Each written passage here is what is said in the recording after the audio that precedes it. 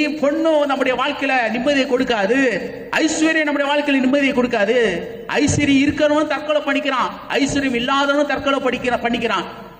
படித்தவனும் தற்கொலை பண்ணிக்கிறான், படிக்காதவனும் தற்கொலை பண்ணிக்கிறான். மேல் ஜாதியும் தற்கொலை பண்ணிக்கிறான், கீழ் ஜாதியும் தற்கொலை எந்த இனமா இருந்தாலும் தற்கொலை பண்ணிக்கிறான். ஏனென்றால் ரொம்ப டேலண்ட் பர்சன்றாங்க, ஆனா தற்கொலை பண்ணிக்கிறான், சூசைட் பண்ணிக்கிறான். ஏனென்றால் அவன் நிதானிக்க தெரியல. ஏனென்றால் அங்க யார் இல்லைன்னா கிறிஸ்து இல்லை, இயேசு இல்லை, ஒரு நிச்சயம் இல்லை. நம்ம எதுக்காக வாழ்றோம், எதுக்காக உண்டாக்கப்பட்டிருக்கிறோம், என்ன பர்பஸ்க்காக கடவுள் நம்மளை தெரிந்து கொண்டார், எதற்காக அழைச்சாரு, எதற்காக என்ன உண்டாக்குனாரு, அந்த காரியம் அவனுக்கு தெரியாதனா. மனைவினா யாரு, பிள்ளைகள்னா யாரு, கணவன்னா யாரு, எதுக்காக வேலையை கொடுத்தாரு, வேலையை எதுக்காக கொடுத்தாருன்னு தெரிஞ்சிட்டா அப்ப வேலை வந்து தெய்வீகமா மாறிடும். உங்க வேலையை நீங்க ஒரு பெரிய பொறுப்பா நினைச்சீங்கன்னா அது ஒரு தெய்வீகமான வேலையா மாறிடும். அல்லேலூயா. எத்தனை பேர் கவனிக்கிறீங்க? அப்ப கர்த்தர் வந்து எல்லாத்தையுமே உன்னதமாக உண்டாக்கிறார். அப்ப கிறிஸ்துவின் போதனை நம்மளுக்கு என்ன பண்ணுதுன்னா ஆவியில நம்மளை சரி பண்ணுகிறது, இரண்டாவது சரீரத்தை சரி பண்ணுகிறது, மூணாவது பொருளாதாரத்தை சரி பண்ணுகிறது. அல்லேலூயா. 3 காரியங்கள்ல நம்மளை சரிப்படுத்துகிறது. இதெல்லாம் எவ்வளவு முக்கியம் பாருங்க, கிறிஸ்துவின் போதனை எவ்வளவு முக்கியம். அப்ப நிம்மதி இல்லாமல் இருக்கிறவர்களுக்கு, அப்படிப்பட்டவர்களுக்கு இயேசு என்ன பண்றாரு, விடுதலை கொடுக்கிறாரு, சுகத்தை கொடுக்கிறாரு, ஆசீர்வாதத்தை கொடுக்கிறாரு, செழிப்பை கொடுக்கிறாரு, நல்வாழ்வை கொடுக்கிறாரு. அல்லேலூயா.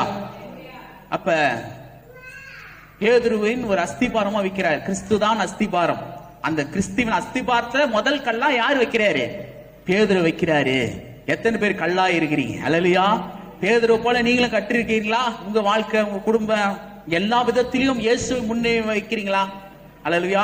இயேசுதான் ஆண்டவர், இயேசுதான் இரட்சகர், அவர்தான் என்னுடைய வாழ்க்கையில முக்கியத்துவம் வாய்ந்தவர், அவர்தான் எனக்கு எல்லாமே, அவர்தான் எனக்கு எல்லாமே. அதனால அப்போஸ்தலன் பவுல் சொல்றாரு, என்னை பலப்படுத்துகிற கிறிஸ்துவினால எல்லாவற்றையும் செய்ய எனக்கு பலன் உண்டு. வாழ்ந்திருக்கும் தெரியும், எனக்கு தாழ்ந்திருக்கும் தெரியும். அதாவது என்ன சொல்றாரு, பணம் இருக்கும் போது எப்படி இருக்குன்னு தெரியும், பணம் இல்லாத போது எப்படி நடந்துக்கணும் எனக்கு தெரியும் என்ற கிறிஸ்துவின் அன்பு எனக்கு இருக்குது.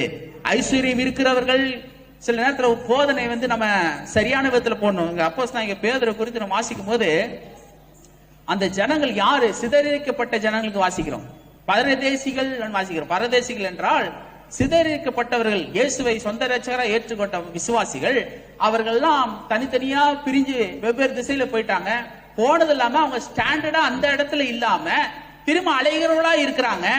ரெண்டாவது பொருளாதார ரீதியாக ரொம்ப அவர்கள் டவுனா இருக்கிறாங்க. அப்படிப்பட்டவர்களுக்கு மேன்மையான காரியங்களை சொல்றாரு. நிறைய பேர் கவனிக்கிறீங்களா? அல்லேலூயா. ஏன் சொல்றேன்னா, பணம் இருந்தால் சில நேரத்துல நினைக்கிறாங்க, நீங்க சபையில போறாங்கன்னா நீங்க நல்ல ஐஸ்வர்யமான